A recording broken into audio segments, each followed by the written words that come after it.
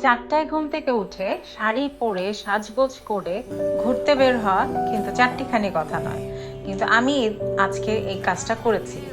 আর কেন করেছি এতক্ষণে নিশ্চয়ই আমার ক্যাপশন থেকে জানতে পেরে গেছেন। আজকে আমরা যাচ্ছি পদ্ম শাপলা রিসোর্টে। আর পদ্ম আর শাপলা আপনাকে যদি ব্লুমিং অবস্থায় দেখতে হয় তাহলে কিন্তু আপনাকে সকাল সকালই যেতে হবে। পার্কিংয়ে গাড়ি রাখার পরপরই দেখতে পারবেন যে ছোট থেকে বড় অনেকেই হাতে করে শাপলা এবং পদ্ম নিয়ে বিক্রি করার জন্য চলে আসবে। তো অবশ্যই আপনারা কিন্তু দামাদামি করে ফুলগুলো কিনবেন। তো এরপরে আমরা টিকিট কাউন্টার থেকে 50 টাকা করে টিকিট কেটে ভেতরে চলে আসি।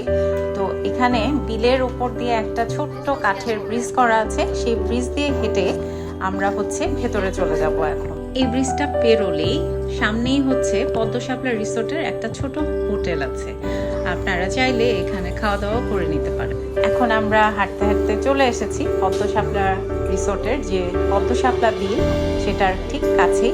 আমরা যারা যারা এসেছিলাম আমরা একটা গ্রুপের সাথে এসেছিলাম, তো সবাই মিলে আমরা ঘোরাঘুরি করছিলাম, প্রাকৃতিক যে দৃশ্য সেটা উপভোগ করছিলাম। আর তার সাথেই আমাদের যে কাঙ্ক্ষিত ফটোগ্রাফার ভাই, ওনার জন্য আমরা অপেক্ষা করছিলাম। উনি এখনো এসে পৌঁছায়নি, আসলেই হয়তো বা আমরা ছবি তুলব। পদ্ম শাপলা রিসোর্টের ভেতরেই ঠিক বিলটার পাশেই একটা এখানে স্টোর আছে। আমার মতো যদি কেউ টিস্যু আনতে ভুলে যান তো এখান থেকে কিন্তু টিস্যু কিনতে পারবেন আপনারা।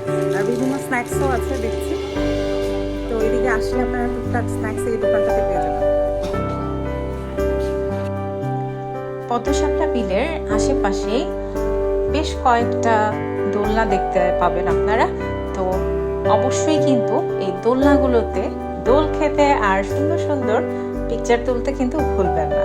তো আমাদের ফটোগ্রাফার ভাই এসে পৌঁছায়নি, তাতে কি হয়েছে, এখানে কিন্তু পেয়ে যাবেন আপনারা ইনস্ট্যান্ট ফটোগ্রাফার, যারা 20 টাকার বিনিময়ে আপনাদেরকে সুন্দর সুন্দর পিকচার কিন্তু তুলে দিতে পারবে।